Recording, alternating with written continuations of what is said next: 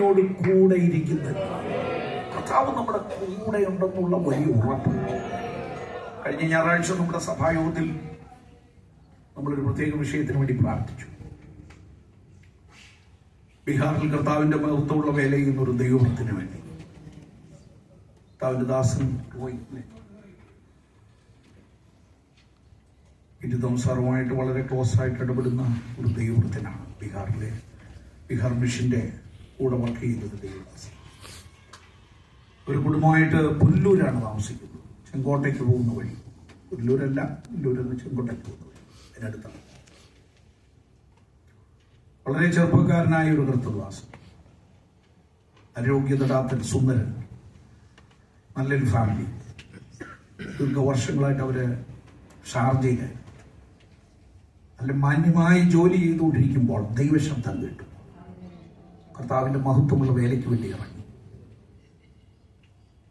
ഒരു നേരെ ബീഹാർ മിഷനുമായി ബന്ധപ്പെട്ട് ബീഹാറിൽ കർത്താവിന്റെ വേല ചെയ്യുന്നതിനിടയിൽ ഒരു ചെറിയ അസ്വസ്ഥത ഫീൽ ചെയ്തു. കാര്യമാക്കിയില്ല. സാരമായ എന്തെങ്കിലും ആയിരിക്കും വിചാരിച്ചു. എന്നാൽ ദിവസങ്ങൾ കഴിയും തോറും ശരീരത്തിന്റെ ഒരു ഭാഗം തളരാൻ തുടങ്ങി. ഞങ്ങൾ ചെല്ലുമ്പോൾ ഒരു വീൽ ചെയറിലാണ് ഇരിക്കുന്നത്. ഞങ്ങൾ കഴിഞ്ഞ ആഴ്ച അവിടെ വരെ പോയി. അങ്ങനെ ഒരു സംഭവം ആയതുകൊണ്ട് കേട്ടപ്പോൾ ഒരു സംസാരം വരുന്നോ എന്ന് ചോദിച്ചു. ഞാൻ നേരെ ഒട്ടുമില്ലായിരുന്നെങ്കിലും ഈ കർത്താവിന്റെ വേലക്കാരുടെ ദുഃഖം കാണുമ്പോൾ മനസ്സറിയും. വിദ്യാഭ്യാസം ഇല്ലാഞ്ഞിട്ടല്ല, ആരോഗ്യം ഇല്ലാഞ്ഞിട്ടല്ല, കുടുംബ പശ്ചാത്തലം ഇല്ലാഞ്ഞിട്ടല്ല, സാഹചര്യങ്ങൾ മോശമായിട്ടല്ല, പോയ വഴികളൊക്കെ അടഞ്ഞിട്ടല്ല, ദൈവശബ്ദത്തെ അനുസരിച്ചു. ആ കുടുംബം പോയി വന്നു ചേർന്ന് നിൽക്കുന്നത് ഇന്ന് വായിച്ച സങ്കീർത്തന ഭാഗം പോലെ കൂരിരുളിന്റെ നടുവിലാണ്. ഞങ്ങള് അവിടെ ചെന്ന് കണ്ട് പ്രാർത്ഥിച്ച് പോന്നു.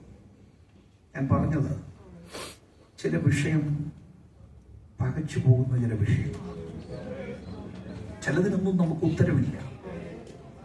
എന്തുകൊണ്ടാണ് ഇങ്ങനെ സംഭവിച്ചത്, എന്താണ് ഇങ്ങനെ വരുന്നത്, എന്തുകൊണ്ടാണ് ആ കുടുംബത്തിൽ ഇത് വന്നു കയറിയത്. ഒരു ഫാമിലി ചെറുപ്പക്കാരാണ്, 2 കുഞ്ഞുങ്ങൾ പഠിക്കുന്നവരാണ്. പക്ഷെ ഭയങ്കര പ്രത്യാശയാണ് ആ പ്രിയപ്പെട്ടത്. ഞാൻ വിചാരിച്ചു ഇദ്ദേഹത്തെ കണ്ടാൽ നമ്മൾ കരയുന്ന മനസ്സുമായിട്ടാണ് കയറുന്നത്. പക്ഷെ ഇദ്ദേഹം പുഞ്ചിരിയോടെ നിൽക്കുകയാണ്. വർത്താനം ഒന്നും പറയാൻ പറ്റിയില്ല, നാവ് ശബ്ദം പുറത്തോട്ട് വരുന്നില്ല.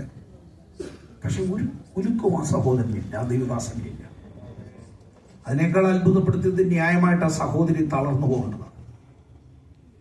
ആ ദൈവവൃത്തിനേക്കാൾ ധൈര്യത്തോടെ കൂടെ നിൽക്കുന്ന ഒരു സഹോദരി.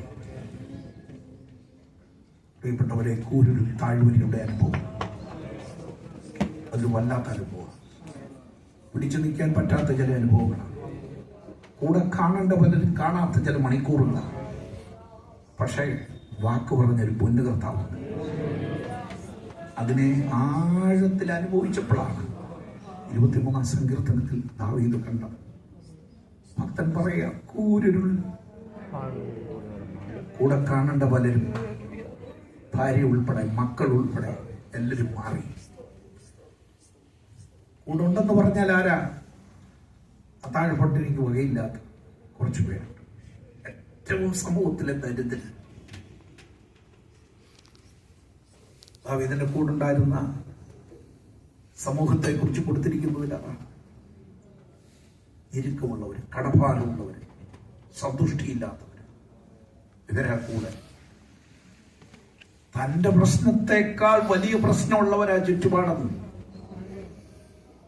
തനിക്കൊരാശ്വാസത്തിനായിരിക്കാം കൂടെ ചിലരെ ചേർത്തത്. പക്ഷെ അവരുമായിട്ട് ഇടപെട്ടപ്പോഴാണ് അവരതിനേക്കാൾ പ്രശ്നത്തിൽ.